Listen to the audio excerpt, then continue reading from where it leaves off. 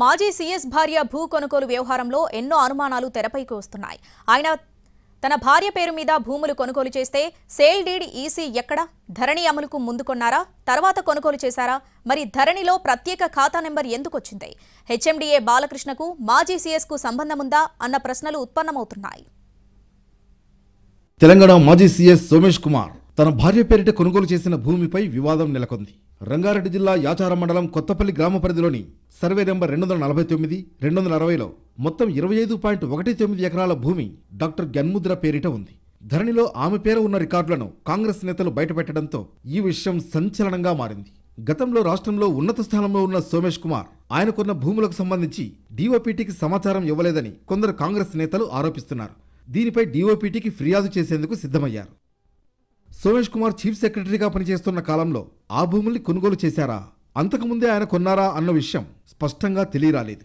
సోమేష్ కుమార్ తన ఆస్తులను ధరణి పోర్టల్ అమలుకు ముందే కొనుగోలు చేశారా, ఆ తర్వాత కొన్నారా, ఆ తర్వాత కొంటే ఖాతా నంబర్ 5237 ఎలా వచ్చింది, అసలు సేల్ డీడ్ ద్వారానే కొన్నారా, సాదా బైనామా ద్వారా కొన్నారా వంటి అనేక అనుమానాలు తలెత్తుతున్నాయి. దీనిపై సమగ్ర దర్యాప్తు చేయించాలని ధరణి భూ సమస్యల వేదిక ప్రభుత్వాన్ని డిమాండ్ చేస్తోంది.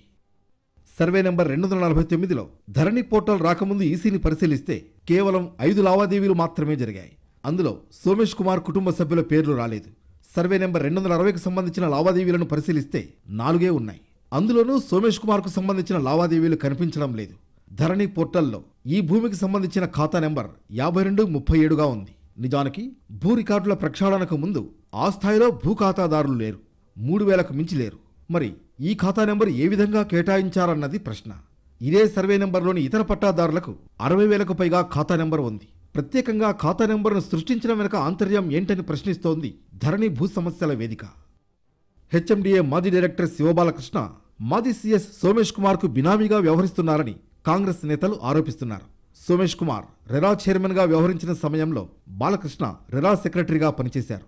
అంతేగాక బాలకృష్ణకు హెచ్ఎండీఏలో డైరెక్టర్ పోస్ట్, ఎంఎంయూడీలో కీలక డీటీసీపీ పోస్ట్ కూడా సోమేష్ కుమార్ అప్పగించినట్లు ఆరోపణలు వినిపిస్తున్నాయి. కీలకమైన హెచ్ఎండీఏ, ఎంఎంయూడీ, రెరా వంటి వాటిల్లో ఇద్దరు కలిసి కోట్ల రూపాయల సెటిల్మెంట్లు చేశారని శివబాలకృష్ణను లోతుగా విచారణ చేస్తే ఇద్దరి మధ్య బంధం బయటపడుతుందని అంటున్నారు కాంగ్రెస్ నేతలు.